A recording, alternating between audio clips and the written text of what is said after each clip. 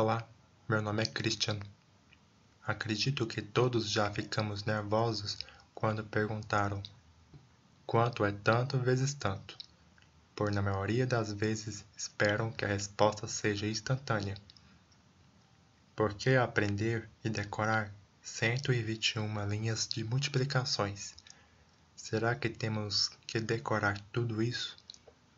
Então, nós veremos que não é necessário decorar tudo e que algumas poucas multiplicações podem nos ser úteis em muitos casos.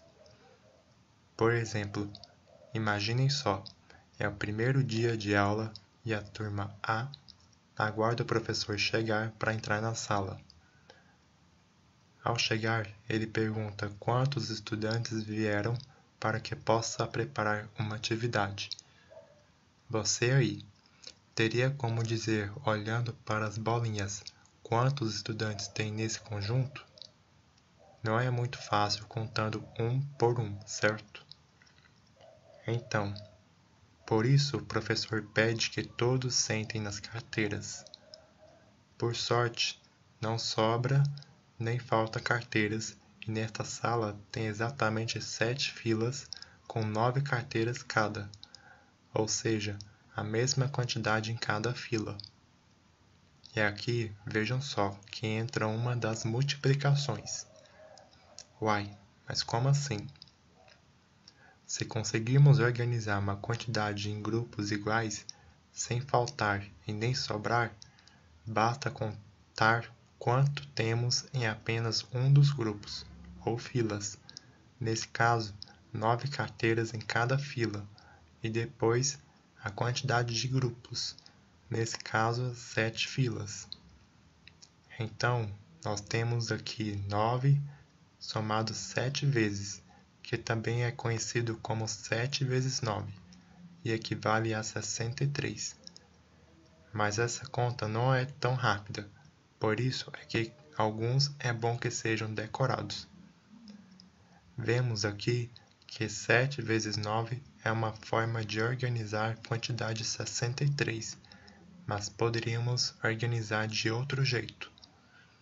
Olhando para a turma B, temos 9 filas com iguais quantidades também, 7 carteiras cada fila. Então temos 9 vezes 7, que também resulta em 63. Então, 7 vezes 9 é igual a 9 vezes 7. Concluímos que a ordem dos números não altera o resultado na multiplicação. E olhando para essa tabela gigante, percebemos que isso vale para todos os resultados, mas podemos reduzir ela de várias formas. Uma delas é organizando os fatores não apenas em linhas, mas colunas também. Dessa forma, fica mais fácil ver que a ordem não altera o resultado e o trabalho de decorar se reduz à metade. Nessa tabela, os valores de baixo desse eixo são iguais aos de cima. De acordo com Sérgio Lorenzato, não há dificuldade com a tabuada do 10, e as tabuadas de 0 a 6 são aprendidas com mais facilidade que as do 7 ao 9, que exigem mais tempo para cálculo. Então, sobram apenas 6 multiplicações mais difíceis que podem ser facilmente decoradas. O resto vai sendo facilmente calculado e com tempo memorizado.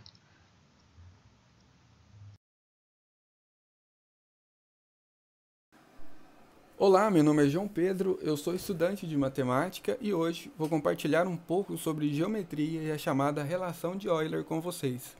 Euler foi um grande matemático do século XVIII e contribuiu com mais de 800 trabalhos por várias áreas da matemática e algumas ideias que vão muito além dela. Foi ele que observou pela primeira vez uma importante relação nos poliedros, essas superfícies formadas por reuniões de polígonos.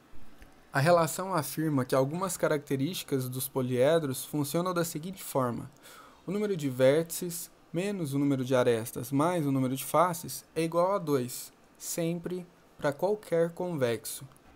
Convexo? Sim, convexo. é quando um poliedro está do mesmo lado de qualquer plano que contém quaisquer das faces.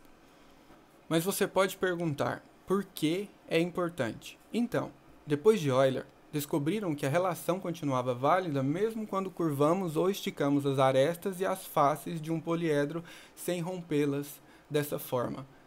Ou seja, é uma relação de muitos outros tipos de superfícies além dos poliedros rígidos. Isso contribuiu para a origem de um ramo inteiro da matemática chamado topologia, como mostra o livro A Pérola de Euler. Topologia nos ajuda, por exemplo, a entender coisas do tipo: classificar como uma proteína se dobra, nós precisamos compará-la com alguma estrutura conhecida, a descrição topológica da proteína, ou a forma e os possíveis fins do universo, ou ainda entender o motivo curioso de sempre existir pelo menos um ponto na superfície terrestre que não há vento. Mas como assim ela é sempre 2 para qualquer poliedro convexo, mesmo sem conhecermos todos eles? Então, podemos observar que mesmo com faces variando, eles funcionam de modo parecido. Para ficar mais fácil de ver isso, vamos tirar uma face abrindo o poliedro e planificar a superfície. No cubo, por exemplo, continuamos com o mesmo número de vértices e arestas, mas lembrando, uma face a menos. E aquela relação com uma face a menos fica número de vértices menos o número de arestas mais o número de faces menos 1, e do outro lado a igualdade 2 menos 1, o que equivale a número de vértices menos arestas mais faces igual a 1, ao invés de 2. O mesmo ocorre com o icosaedro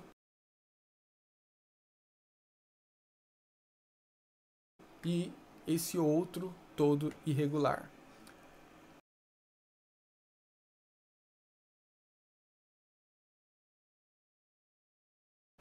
E construindo polígonos e experimentando com várias faces distintas, a relação para planificados continua válida. Mesmo com apenas uma face, o número de vértices igual a 3, arestas 3, faces 1, relação verificada. Agora, ao acrescentarmos qualquer face, teremos alguns vértices e arestas coincidentes. Então, ao juntar uma face com 4 vértices e arestas, subtraímos os coincidentes. Nesse caso, apenas uma aresta e 2 vértices. E olhem só, o número de vértices coincidentes é sempre um a mais que o de arestas coincidentes, pois toda sequência contínua de arestas terá um vértice a mais. Temos então o número de vértices novos menos o número de vértices coincidentes, que é 2, mais o número de vértices iniciais, que é 3, isso tudo, o número de vértices finais fica 5. O número de arestas finais fica 6, o número de faces 2, relação verificada novamente. O mesmo ocorre com a face de 6 arestas. O número de arestas novas, 6, menos o número de arestas coincidentes, 2, mais o número de vértices iniciais, que é 5, ficamos com o número de vértices finais igual a 9, menos 11 arestas finais, mais 3 faces, igual a 1, relação verificada também. E assim por diante. Concluímos assim que, independente do número de faces, para esses casos a relação se mantém válida mesmo variando os vértices e arestas. Mas só algumas experiências podem nos levar a enganos. Por exemplo, a expressão n² menos n mais 41 igual a um número primo é válida para 1, 2, 3 até 39, mas no n igual a 40 ela falha. Precisamos de algo que os matemáticos chamam de indução matemática. Vamos supor o seguinte, que V' é um número qualquer de vértices de uma superfície, A' arestas e F' faces. Ao acrescentar uma nova face com P arestas, teremos Q arestas coincidentes e Q mais 1 vértices coincidentes. Então, olhando só para o número de vértices finais, nós temos o número de vértices iniciais mais o número de P vértices menos o número de Q mais 1 vértices coincidentes. Temos o número de arestas finais é igual ao número de arestas iniciais mais o número P de arestas novas menos o número Q de arestas coincidentes. E F igual final, né, o número de faces finais é igual a número de faces iniciais mais 1, porque a gente só está acrescentando mais 1. Organizando essas expressões na relação, a gente percebe, tirando os parênteses, na segunda linha, que P, Q e 1 se cancelam. E aí sobra só a relação inicial, ou seja, a relação final é igual à inicial, mesmo a gente acrescentando uma face. O que implica que se a relação inicial é igual a 1, a relação final também vai ser 1. Resumindo, vale para 1, vale para número de face igual a 2, número de face igual a 3, 4, até 12. E se valer para um número f' qualquer de faces iniciais, mostramos também que valerá para esse número de faces qualquer mais 1. Essa é uma ilustração do chamado método de indução finita, que é muito usado em demonstrações. Mas e as superfícies fechadas? Ora, agora fica muito simples. Vamos imaginar uma superfície fechada com qualquer número de vértices, arestas e faces, de modo que podemos abrir retirando uma face, ou seja, número de faces menos 1, para obter a superfície aberta, onde vale, como mostramos, a relação igual a 1. E assim, para rebobinar a fita e voltar à superfície fechada, basta fazer número de vértices abertos igual ao número de vértices fechados, número de arestas abertas igual ao número de arestas fechadas, e o número de faces abertas é igual ao número de faces fechadas menos 1. Colocando isso na relação, nós temos número de vértices menos o número de arestas mais o número de faces menos 1 igual a 1. Ou seja, vértices menos arestas mais faces fechadas é igual a 2. Eu espero que essa ilustração da demonstração tenha dado uma boa intuição dos poliedros, demonstrações apenas geométricas no livro A Pérola de Euler.